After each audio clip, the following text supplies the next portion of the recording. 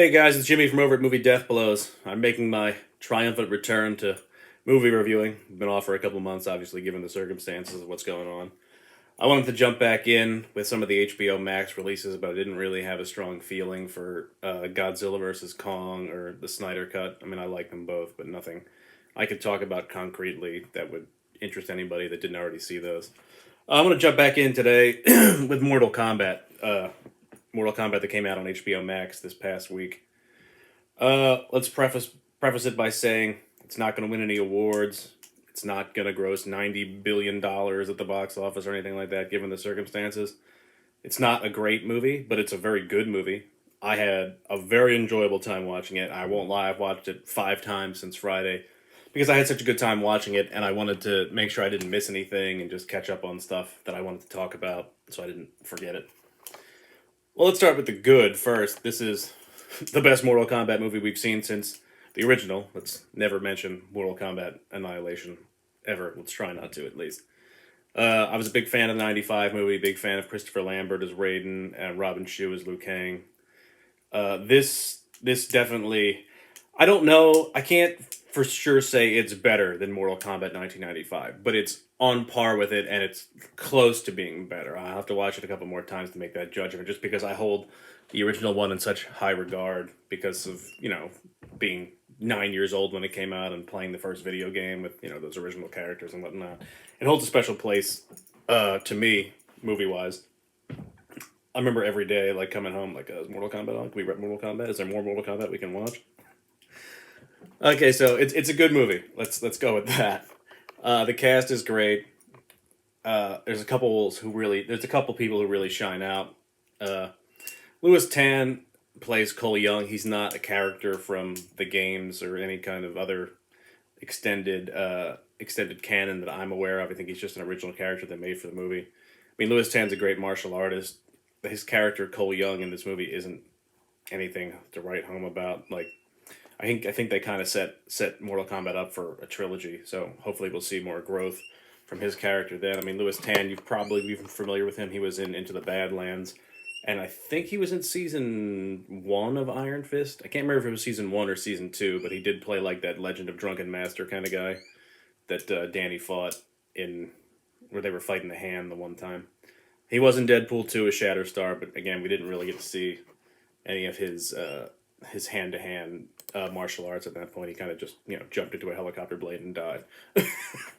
But he's a great martial artist. I mean, if you watch Into the Badlands, you can see him in that, and it really shows off his skill level. But, I mean, his character, Cole Young, is kind of nothing to write home about at that point.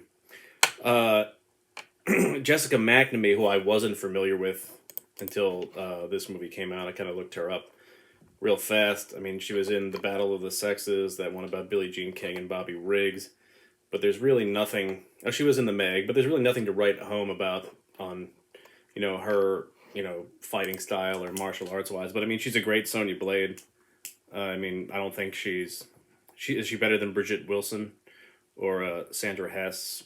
I mean, she's right on par with them. There's nothing I would say that she did that was bad. Her character really came into her own at the end of the movie, and we didn't get really to see a development there. Josh Lawson as Kano, absolute star of the movie. Totally shocking, by the way. I mean, you could tell by the previews Kano was going to be pretty awesome with that, in-your-face Australianness. But, I mean, if you know anything about Josh Lawson, he's not really... He doesn't really play that kind of character. If you've ever seen Freeloaders, that Broken Lizards movie, he's kind of like a reserved, kind of nerdy guy. And he was on House of Lies with Don Cheadle for years. Again, kind of like the butt of everyone's joke on the show. Nerdy guy, didn't really take himself seriously. And you see him in this movie as Kano, and you're just like, this is the same guy? Where has this been? This is an incredible performance. Dude stole the show. Every scene he was in, you wanted to see more about. The scene with him and Kung Lao at the table with the egg roll, trying to find his Akana, his power that he can use for Mortal Kombat. It's one of the best scenes in the whole movie. Not going to give away any spoilers. I didn't like the way they kind of ended his character arc at that point. I thought it was kind of anticlimactic. I would like to see him come back for future movies. I don't know if there's a prequel in mind or anything like that, or maybe a HBO Max series we could see with him, but it would be awesome to see his portrayal as Kano further on. Mehcad Brooks, you might know from Supergirl, who played Jimmy Olsen. He plays Jax in this movie. He doesn't really have a lot to do in the middle of the movie, and his fight scenes are like, I'll talk about it more towards the end of the review. Like, I wasn't a fan of the ending. There was no tournament in this movie, and like that's what like we were kind of all, I think, building up, hoping to see like the actual tournament, and there wasn't a tournament per se. But I mean, Mehcad Brooks as Jax in the beginning of the movie and at the end was awesome. I just wish we got to see more of him actually fighting. Like the fights at the end that we got were totally underserved. I think they were kind of crunched for time at that point, and they did have to cut some of the movie down. It looked like there was about 15 to 20 minutes there in fight scenes that we didn't get to see. So like, Raiden transports everyone. Like I said, there's no tournament. Raiden transports everyone. They all take on their guys one-on-one, but they're all, quick fights. It's over in a minute or two, and it's like this. I thought we were going to get like 5 or 6 minutes fight scenes, but I understand why they did that, because they were crunched for time, and they were building up more towards the Cole Young, Scorpion, SubZero kind of that showdown at the end. Something you should watch before this. I actually watched it a couple weeks ago. I mean, if you're not familiar with the Mortal Kombat canon, if you didn't play like a lot of the games, like I've played a bunch of Mortal Kombat games, but none recently. But I still know a lot about the characters. Like there was that web series, that I think was on YouTube. It was a Mortal Kombat series that way. But I watched on HBO Max the other day, Mortal Kombat Scorpion's Revenge, which kind of gives you a little bit of a backstory between what's going on with Scorpion and SubZero in this movie.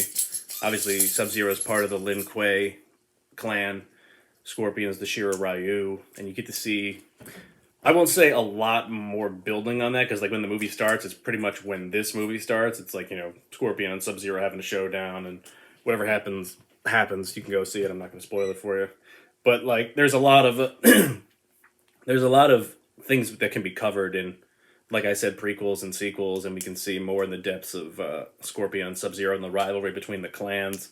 I think would be an awesome idea for, again, an HBO Max series, or maybe a prequel, Scorpion versus SubZero or something like that, so we can see how they became to be and where the showdown that eventually happened. But yeah, definitely check out Scorpion's Revenge on HBO Max. For me, the star besides Kano, I loved Kano. Besides him, the other star of the show for me was Kung Lao, who was portrayed by Max Huang. I thought he was the best martial artist in the movie, hands down. Yeah, I would say hands down. I think he was the best martial artist in the movie. He was the best hero in the movie. When Kung Lao takes his hat out, shit's about to go down. So he's got a great fight scene. He's got a couple of them actually, but he's got a great fight scene towards the end. But again, I felt everything in the last half hour felt rushed, and I didn't like how they handled Kung Lao's his arc, but he was one of the best parts of the whole movie. SubZero is played by SubZero Bihan is played by Joe Taslim, another great martial artist. I'm not sure if we'd be familiar with anything. I don't think I'm familiar with anything that he's done before. I know he was in Star Trek Beyond, but I can't think of anything that I've seen him in. He is in Warrior, but I don't watch that on HBO, on Cinemax. But he's great as SubZero. You get to see him as Bihan before he becomes SubZero. So, and I don't want to butcher his name, but he's great in everything. The guy that plays Hanzo Asashi Scorpion. Hiroki Sanada, he's in everything. He's in Westworld. He's in Avengers Endgame. He's in the scene where Hawkeye goes to Japan and like murdering the Yakuza and stuff like that. The Wolverine. He showed him in a bunch of Marvel stuff. He's great in The Last Samurai. He's in some weird sci-fi movies too. Like he was in Sunshine. He was the captain there. Trying to think what else you guys would have seen him in. No, I never saw that. Speed Racer, yeah, he was in that. Rush Hour 3, which I pretend doesn't exist because it's the worst of. I like to hold Rush Hour and Rush Hour 2 in high regard. Rush Hour 3 is just something that happened. Okay, and you will see him also in Zack Snyder's Army of the Dead, which will come out on Netflix this week. But again, he's an awesome martial artist. if you've seen a movie featuring like any kind of samurai or Japanese people at that point, he's going to be in it. You'll know him if you see him. Like I said, the movie is good. It's not great. It's not something you're going to write. I mean, I love it, but it's not something everyone's going to write home about. It's not going to be for everybody. You're going to see criticisms of here. They thought it sucked. I mean, there were some things that I didn't like about it. I wasn't a fan of Raiden. I thought he was totally underdeveloped and not given the platform that he deserved as the God of Thunder and the Protector of Earthrealm. He was just kind of there. And his eyes always had like lightning in them at all times, which was weird. You'd think like Raiden would just use that for intimidation. Like this is small, like nitpicking stuff, just something that I wasn't a fan of. Like every time you see Raiden in film, his eyes are just lightning. That's all they look like, which is weird. Like you'd think that'd be an intimidation factor and not something he would just walk around with every day. He didn't really have much to do. I mean, we didn't really see any Raiden martial arts. I mean, not that we saw them with Christopher Lambert, but I mean, we did see them. Never mind. I'm not going to mention Remar and Annihilation. I just thought. I know it's not. It's whitewashing and it's not what people want. But like, I really thought it would have been awesome if they could get Christopher Lambert to come back as Raiden and just like because he owned that character. Like the voice, the aura, the surrounding him is awesome. And I just didn't think this Raiden had that. He just seemed like another guy that was just there, not the Protector of Earthrealm. Shang Tsung was played by Chin Han. He was in The Dark Knight. He shows up in a bunch of stuff. I think he was in Ghost in a Shell as well. You'd know him if you saw him. He's just kind of there as well. Like the bad guys are just kind of there. It feels like we kind of got cheapened with the underdevelopment of the villains. Like, oh, Shang Tsung's here to win the tournament, but we're not having a tournament, and they're going to try to cheat and all this other stuff. We did see, Your Soul Is Mine there, but again, it just didn't feel like it had the gravitas that we saw in the original Mortal Kombat, and the Shang Tsung in general is just a badass, and I didn't get that vibe from him. The other villains you have, I mean, Kabal was great. Kabal was voiced by the guy is Daniel Nelson. Or no, Daniel Nelson does the actions and stunts for Kabal, but Damian Harriman does the voice of Kabal. He was in Once Upon a Time in Hollywood. He played Charles Manson, and he was in Mindhunter playing Charles Manson. I guess he's just a big Charles Manson guy at that point. He was also in Justified as Dewey Crow. I mean, he was great as the voice of Kabal. I mean, Kabal was one of my favorite characters from the games. I'm not used to seeing him as a villain just because I'm used to the cartoon, Protectors of Earthrealm or whatever it is, and he's like, an assassin, becomes a good guy. But I didn't have a problem with him. He was probably the best of the bad guys, I would say. I mean, Melina, we know from Mortal Kombat.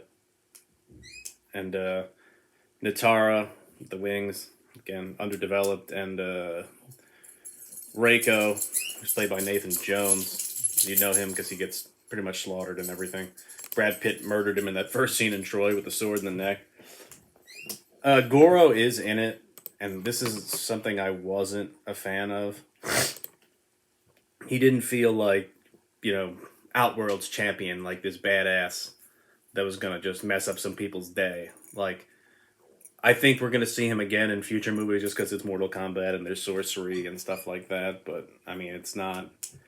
I just thought they undersold him as, like, Outworld's champion. Like, not... Everyone was like, oh, who's this four-armed guy? All right, we'll take him out. It'll be fine. He just kind of, like, rolled up. You didn't really see him until the last 25 minutes of the movie, and then that was that. But, overall, I love the movie. Like I said, I've watched it 5 times already. It's not for everybody. Like, movies are supposed to be about you going to have fun and enjoying yourself in the theater. It's not supposed to be this critically acclaimed masterpiece. Like... Did you go to Mortal Kombat to watch the acting, or did you go to watch some martial arts and people get murdered with magical powers and ice and everything? That's what you went for. Did you have a good time watching it? Yes. Would you watch it again? Yes. So that's how you know it's a good movie. I watched it 5 times. I was never bored out of any of the 5 times. I just wanted to see more. That's all. I felt we could have got. The movie was about an hour and 50 minutes. I'm a real big fan of long movies. I thought we could have easily got a 2 hour and 20 minute movie out of this. The fight scenes are awesome. The choreography is awesome. The action is great. The powers we've seen, like we saw Liu Kang's bicycle kick. We saw Kung Lao throw his hat. We got to see Sonya just kind of, so like there's this thing in the movie called the Akana. It's like when I was talking about it before with Kano when he got the laser eye. It's like that's where every fighter in the tournament gets their powers, and like we see them develop their powers. Like Cole gets his, Kung Lao and Liu Kang already have theirs. Kano gets his. Jax, we see his arms or his Akana. They're like these little like shrimpy T Rex arms at first, but then when he has to use use his arms to save somebody, they grow into like the giant Jax arms that you're used to. But like Sonya's not a fighter for Earthrealm. She's just a friend of Jax. But like the way you get the Mortal Kombat birthmark or tattoo is you have to kill somebody with it. So I mean, obviously she gets it that way. But then like randomly she just shows up and she has powers all of a sudden. Like she just rolled up and could shoot purple shit out of her arms. You're like, oh, okay, where did we develop that at from? She just killed someone, got their tattoo, and now she can just shoot things out of her arms. Okay, sure, whatever. Like I said, just rushed, but I mean, Mortal Kombat's a good time. Go watch it. Watch it a couple times. I mean, you're not gonna be bored. You're just gonna want more. That's what it is. Out of 5 stars, I would give Mortal Kombat for me easily a 4. I would recommend it to everybody. I mean, even if you're not a fan of the source material or anything else, or you don't know anything about it, you'll have a great time with Mortal Kombat. I mean, it's kung fu, it's action, it's excitement. And Josh Lawson is the best part of the movie, and Kung Lao is the second best part of the movie. So again, 4 out of 5 for me. Go watch Mortal Kombat. Have a great time. Do what you can. I'm gonna try to do more of these as often as I can. I know I am watching Without Remorse with Michael B. Jordan this week. I'll have a virtual screening for that. I should have a review up for that. I'm a big Tom Clancy fan. Just check back, subscribe to the channel, follow, tell your friends. All right, I will see you next time. Thank you.